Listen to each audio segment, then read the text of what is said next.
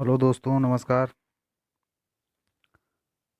पेड़ के नीचे रखी भगवान की टूटी मूर्ति को देखकर समझ आया कि परिस्थिति चाहे कैसी भी हो पर खुद को टूटने नहीं देना, वरना ये दुनिया जब टूटने पर भगवान को घर से निकाल सकती है तो फिर हमारी औकात क्या है।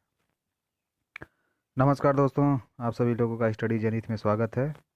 हम आज करंट अफेयर के साथ आप लोगों के सामने उपस्थित हुए हैं। पहला क्वेश्चन है, म, कौन सा महाराष्ट्र का सबसे बड़ा पुरस्कार है?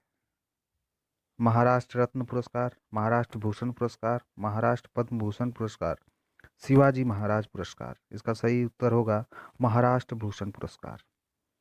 महाराष्ट्र भूषण पुरस्कार जो है महान गायिका आशा भोसले को दिया जाना है। यह महाराष्ट्र का सर्वोच्च और सबसे प्रतिष्ठित पुरस्कार है।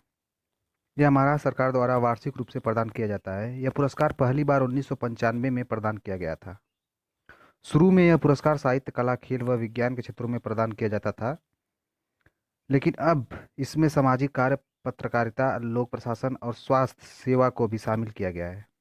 इस पुरस्कार उपरोक्त क्षेत्रों में विशेष उपलब्धि के लिए प्रदान किया जाता है। इस पुरस्कार के तहत 10 रुपये की नकद राशि प्रदान की जाती है। इसके लिए विजेताओं का चयन महाराष्ट्र सरकार द्वारा गठित समिति द्वारा किया जाता है। तो ये था महाराष्ट्र का सबसे बड़ा पुरस्कार के बारे में। ये चर्चा में इसलिए था क्योंकि आशा भोसले को दिया जाना है। तो हम आते हैं अपने नेक्स्ट क्वेश्चन पर। नेक्स्ट क्वेश्चन है दूसरा, अफोर्डेबल हाउसिंग। अफोर्डेबल हाउसिंग जो है रेंटल हाउसिंग का प्रस्ताव किस राज्य ने किया है? तो इसका सही उत्तर होगा उत्तर प्रदेश।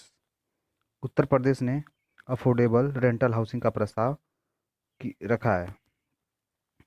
जो है राज्य सरकार की एआरसी योजना के तहत affordable rental housing and complexes, इस योजना के तहत लाभार्थियों में गरीब प्रवासी, छात्र, शहरी प्रवासी, कम आय वर्ग के कारखाने वाले श्रमिक, आर्थिक रूप से कमजोर वर्ग के लोग और आतिथ्य से जुड़े लोग शामिल हैं। विधवाओं, कामकाजी महिलाओं और अल्पसंख्यकों, अनुसूचित जातियों, अनुसूचित जनजातियों और पिछड़े वर्गों के लोगों को प्राथमिकता दी जाएगी। वरीयता राज्य सरकार द्वारा किए गए प्रावधानों के अधीन होगी। यह योजना लाभार्थियों के लिए किराए के आवास परिसरों के निर्माण, संचालन और रखरखाव के लिए निजी और सार्वजनिक संस्थाओं की भागीदारी को बढ़ावा देने के लिए प्रधानमंत्री आवास योजना के तहत लागू की जाएगी। तो ये था अफोर्डेबल रेंटल हाउसिंग का प्रस्ताव जो यूपी सरकार ने जारी किया है। तो हम आते हैं अपने नेक्स्ट क्वेश्चन पर। इस नेक्स्ट क्वेश्चन है, world theatre day. World theatre day कब मनाया जाता है? ऑप्शन है 22 मार्च, 23 मार्च, 26 मार्च, 27 मार्च। तो 27 मार्च को वर्ल्ड थिएटर डे मनाया जाता है। कब? 27 मार्च को। इस दिन की शुरुआत 1961 में अंतर्राष्ट्रीय रंगमंच संस्थान इंटरनेशनल थिएटर इंस्टीट्यूट ITI द्वारा की गई थी, जो कला प्रदर्शन के लिए वैश्विक संस्था है। यह उन दिनों लोगों के लिए एक उत्सव था जो कला रूप थिएटर के मूल्य और महत्व को देख सकते हैं। और यह दिवस सरकारों, राजनेताओं और संस्थानों के लिए एक वेकअप कॉल के रूप में कार्य करता है, जिन्होंने अभी तक लोगों के लिए इसके मूल्य को मानता नहीं दिए। तो ये था वर्ल्ड थिएटर डे के बारे में। तो आते हैं नेक्स्ट क्वेश्चन पर। हमारा नेक्स्ट क्वेश्चन है, हाल ही में चीन ने किन देशों के नागरिकों को चीन आने पर प्रतिबंध लगाया है? तो इसका सही उत्तर होगा ब्रिटिश।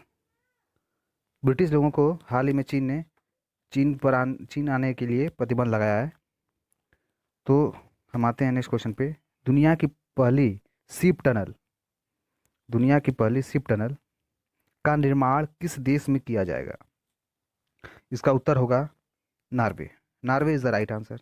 ये चर्चा में क्यों थी? क्योंकि नॉर्वे के स्टैडहटवेट प्रायद्वीप में पहाड़ के नीचे शिप सुरंग बनाने की योजना बनाई है। यह सुरंग 37 मीटर ऊंची, मतलब यह सुरंग जो है 37 मीटर ऊंची, 1700 मीटर लंबी और 26.5 मीटर चौड़ी होगी। ये सुरंग का निर्माण कुल $315 मिलियन खर्च होंगे। इस सुरंग बनाने के लिए पारंपरिक ब्लास्टिंग को काम पर लगाया गया। इस सुरंग को 2013 में पहली बार राष्ट्रीय परिवहन योजना में शामिल किया गया था। नॉर्वे के परिवहन और संचार मंत्रालय ने मार्च 2021 में शुरू करने की तैयारी के लिए मंजूरी दी थी। तो ये था नॉर्वे का एक प्रोजेक्ट। ये शिप टनल बनाया जा रहा है नॉर्वे में, जो सबसे बड़ा दुनिया का। तो हम आते हैं, देखते हैं नेक्स्ट क्वेश्चन पे। हाल ही में लोगों की गुलामी के हाल ही में लोगों की गुलामी के शिकार की याद का अंतर्राष्ट्रीय दिवस कब मनाया गया? ऑप्शन है 24 मार्च, 23 मार्च, 25 मार्च, 26 मार्च। तो इसका सही उत्तर होगा 25 मार्च। 25 मार्च इज द राइट आंसर। ये क्यों मनाया जाता है?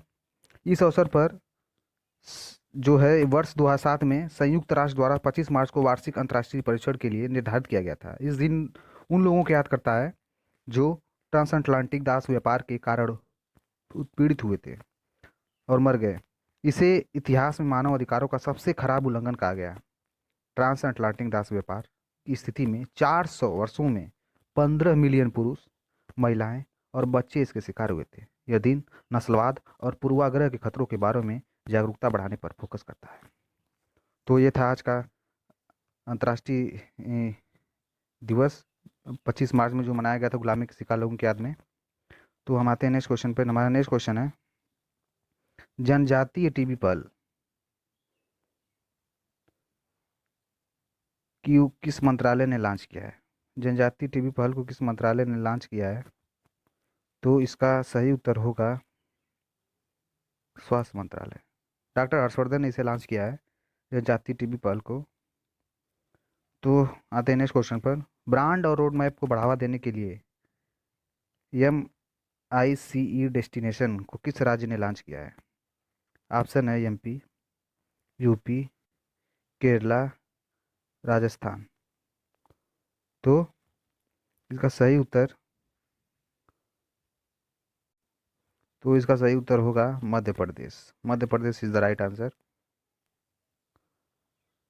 ये योजना क्यों लॉन्च की गई थी? इस योजना में MICE road show meet in India brand और रोड मैप को बढ़ावा देने के लिए माइस डेस्टिनेशन को मध्य प्रदेश के मुख्यमंत्री द्वारा 25 मार्च 2021 को खजुराहो, मध्य प्रदेश में लॉन्च किया गया।